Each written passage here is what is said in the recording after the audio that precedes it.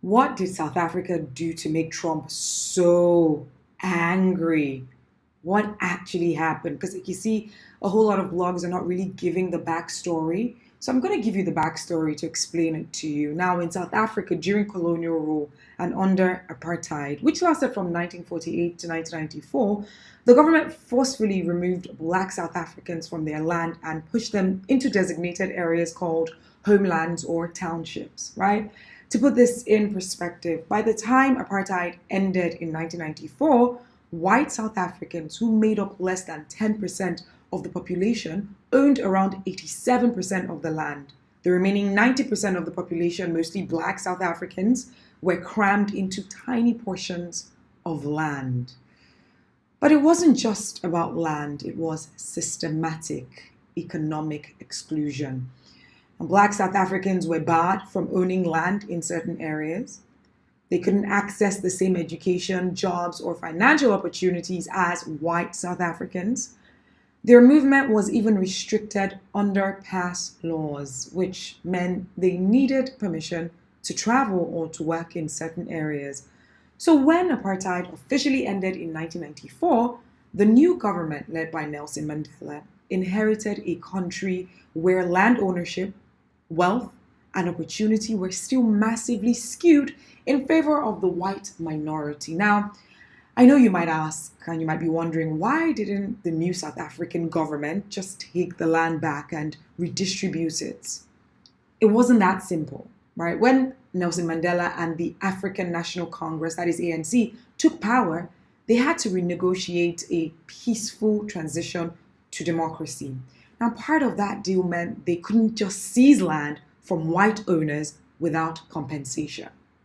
Instead, they introduced a willing buyer, willing seller approach where the government would buy land from white owners and redistribute it. But there was a problem, right? Most white landowners didn't want to sell. So fast forward almost 30 years later, and the land inequality is still very real.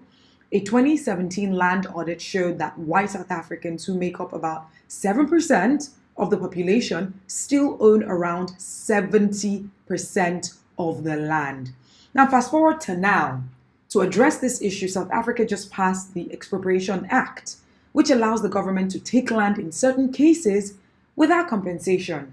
Now, the idea is to fix the historic land imbalance, but not just randomly seize land, right? The law says land can be expropriated if it's unused or abandoned, if it's needed for public interest projects, or if it's being redistributed to correct past injustices. So, where does Trump come in all of this? Well, Trump has said that South Africa is treating certain classes of people very badly, in his words, and he's cutting US funding until there's an investigation. But here's the thing, Trump's views seem heavily influenced by Elon Musk.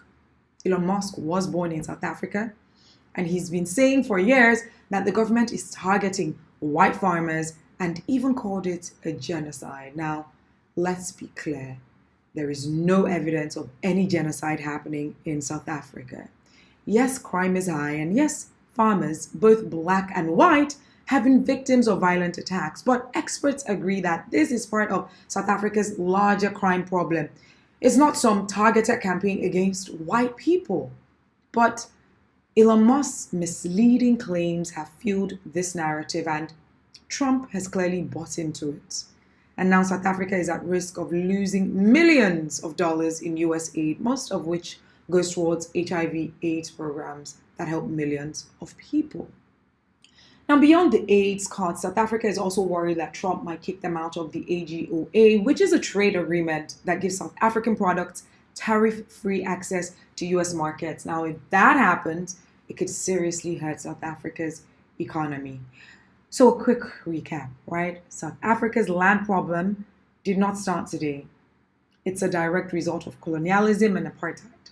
Now, the Expropriation Act is an attempt to correct historical injustices, not just some mass land grab, as it's being purported.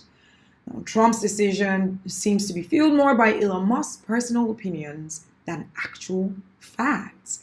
And cutting US aid and trade deals could actually have serious consequences for millions of South Africans. Now, what do you think? Is Trump overreacting? Is the land law fair, or is it too extreme? Let's talk about it in the comments. You can follow me on TikTok at IFY_I. My name is Ify Igwe, reporting from Nigeria. Don't forget to like, share, and subscribe for more news stories like this. See you on the next video.